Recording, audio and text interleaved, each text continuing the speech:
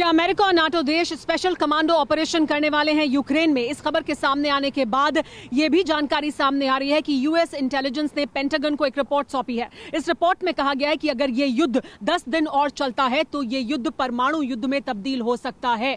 तो क्या 10 दिन अगर ये युद्ध और चलता है तो नाटो देश और अमेरिका यूक्रेन की मदद के लिए मैदान में उतरेंगे और क्या ये परमाणु युद्ध में तब्दील हो जाएगा? रूस की सेना ने यूक्रेन के कई शहरों पर एयर स्ट्राइक की है।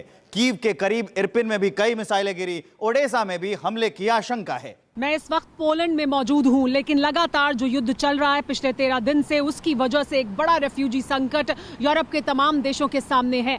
अब तक 15 लाख लोगों ने यूक्रेन का बॉर्डर क्रॉस किया है। सबसे ज्यादा पोलैंड में रेफ्यूजी आए हैं और इसके बाद बाकी और तमाम देशों में भी रेफ्यूजी बड़ी संख्या में पहुंच रहे हैं। यूरोप में नाटो देशों का बेस पोलैंड में है। यूक्रेन में हो रही हलचल को लेकर नाटो देशों के बेस में हलचल तेज हो गई है। तो सवाल यह है कि क्या नाटो के देश यूक्रेन पर कोई बड़ा फैसला लेने वाले हैं?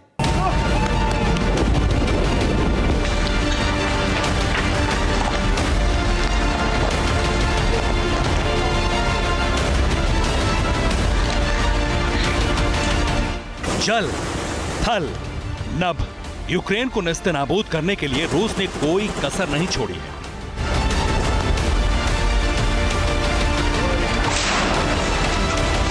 हर कोना, सड़क पर दौड़ते टैंकों की धमक, आसमान में उड़ते फाइटर जेट की गड़गड़ाहट और नॉन स्टॉप बरसते बारूद के धमाकों से गूंज रहा है।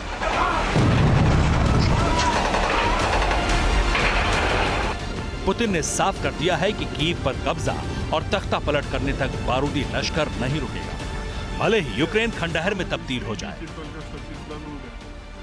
12 दिन से यूक्रेन पर रूसी बारूद कितनी ताकत से बरस रहा है, इन तस्वीरों से समझा जा सकता है। हालात ये हैं कि यूक्रेन की सरहदों से लेकर शहरों तक का कोई कोना ऐसा नहीं जो महफूज हो। लड़ाई अब उस मुकाम पर आ चुकी है जहां ताकतवर देशों को फैसला करना होगा कि उन्हें रूस की ताकत का मुकाबला करना है या फिर एक मुल्क के वजूद को खत्म होने का तमाशा देखना है। इसलिए पोलैंड में नाटो का बेस एक्टिव हो चुका है। आपको कुछ खास तस्वीर दिखाना चाहते हैं। देखिए ये तस्वीर हम आपको देखिए, ये जो एयरपोर्ट बेस है जहां पर इस वक्त आप देखिए हरे रंग के कपड़ों से ढके जो मिलिट्री का साजो सामान, यहाँ पर तमाम तरह के टेंट मिलिट्री के यहाँ पर दिखते हैं, जो बताता है कि आप समझिए नेटो फोर्सेस की मौजूदगी के निशान यहाँ पर साफ दिख रहे हैं। और इस एयरपोर्ट का कमर्शियल यूज तो होता ही है, लेकिन इस एयरपोर्ट का मिलिट्री यूज भी कई बार होता है। एयरफोर्स भी इस एयरपोर्ट को यूज करती है क्योंकि ये बॉर्डर का एरिया है। नाटो की मौजूदगी इस शहर में दिखती है। ये तस्वीरें हम आपको दिखा रहे हैं, आप देख सकते हैं कैसे यहाँ पर सेना की तमाम गाड़ियां हैं, सेना के बख्तरबंद गाड़ियां खड़ी हुई हैं, सेना के ट्रक्स खड़े हुए हैं। और इसके अलावा ये कैसे इनको पूरा कवर करके रखा गया है, बड़ा स्ट्रेटेजिकली इनके लोकेट किया गया है क्योंकि सामने ये पेड़ आ जाते हैं जब इनकी तरफ आप चलें, और पूरी तरह से कवर करके इस पूरे साजो सामान को रखा गया है ताकि कोई इसको बाहर से देखना चाहे तो देख ना सके।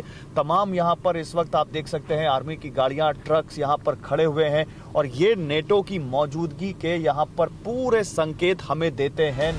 नाटो भले ही लगातार यूक्रेन की जंग में सीधे न उतरने की बात कह रहा है, लेकिन पोलैंड और रूस के पड़ोसी नाटो देशों में तैयारी किसी बड़े ऑपरेशन का इशारा कर रही है। ऐसा इसलिए क्योंकि अमेरिका के 150 नेवी सील कमांडो लिथुआनिया में तैनात है। ब्रिटेन के 70 स्पेशल एयर सर्विस कमांडो भी पहुंच चुके हैं। ब्रिटेन कनाडा के प्रधानमंत्री ने मुलाकात की। अमेरिका ने यूक्रेन की सीमा के पास रोमानिया में अपने परमाणु बॉम्बर B-52 को उड़ाकर रूस को और चढ़ा दिया है।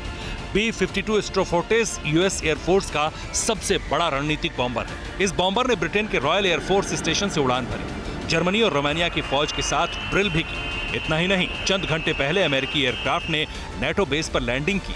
दूसरी तरफ जेलेंस्की लगातार नाटो पर दबाव बना रहे हैं कि यूक्रेन को नो फ्लाई जोन घोषित किया जाए। जेलेंस्की ने कहा कि पुतिन के प्रहार से बचने का अंतिम उपाय यही है। रूस की मिसाइलें जिस तरह से बारूद बरसा रही हैं, अगर उनको रोकने में देर हुई तो यूक्रेन नक्शे में भी नहीं मिलेगा। लेकिन कोई भी देश पुतिन के गुस्से का शिकार नहीं बनना चाहता है। अगर हम मिलिट्री प्रिपरेशन की बात करें तो जिस तरह से पुतिन आगे बढ़ रहे हैं, उन्होंने कल भी ये बात साफ की थी और लगातार पुतिन की तरफ से उनकी डिफेंस मिनिस्ट्री ये कह रही है कि आप अगर ये ग्रीन सिग्नल देंगे और अगर कोई भी देश इसमें अपने एयर स्पेस का, अपने एयरफील्ड का इस्तेमाल होने देगा इस युद्ध में, तो हम मानेंगे कि उसकी युद्ध में एंट्री हो गई है। तो he is not mincing his words, वो अपने शब्दों को बहुत सोच समझ कर आगे रख रहे हैं, बिकॉज उन्होंने सब कुछ स्टेक पर लगाया है इसको हासिल करने के लिए। तो जरूर उनकी इस धमकी को बहुत गंभीरता से लेना चाहिए और मुझे लगता है गंभीरता से ले भी रहे हैं ये देश। पुतिन सिर्फ बातें ही नहीं करते, अपने दुश्मनों को खाक में मिलाने के लिए किसी भी हद तक जा सकते हैं। ये बात अमेरिका और नेटो देश भी अच्छी तरह जानते हैं। अगर अमेरिका या नेटो देश इस युद्ध में सीधे तौर पर शामिल होते हैं तो महायुद्ध तय है, लेकिन तबाह होते यूक्रेन को देखना भी गुनाह है। इसलिए अमेरिका से बड़ी खबर आई। पेंटागन को मिली अमेरिकी खुफिया एजेंसियों की रिपोर्ट के मुताबिक अगर यूक्रेन रूस 10 दिन और जारी रहा तो नाटो रूस के खिलाफ युद्ध में शामिल होगा। नाटो के युद्ध में शामिल होने पर रूस बड़ा फैसला कर सकता है। आशंका है कि रूस नाटो के यूरोपीय देशों में परमाणु बम भी गिरा सकता है। इतना ही नहीं, अमेरिकी राष्ट्रपति यूक्रेन को लेकर बेहद रणनीतिक मीटिंग करने वाले हैं, जिसमें बाइडेन के साथ बोरिस जॉनसन, इमैनुअल मैक्रो और जर्मन चांसलर ओलाफ शोल्ज शामिल होंगे। माना जा रहा है इस मीटिंग में रूस के खिलाफ कोई बड़ा फैसला लिया जा सकता है। लेकिन सवाल वही है कि अमेरिका और नाटो देश यूक्रेन का वजूद बचाने के लिए जंग के मैदान में उतरेंगे। Bureau report, TV9 Bharatvarsh. अड़ी सोमवार से शुक्रवार शाम 6 बजे सिर्फ TV9 भारतवर्ष पर।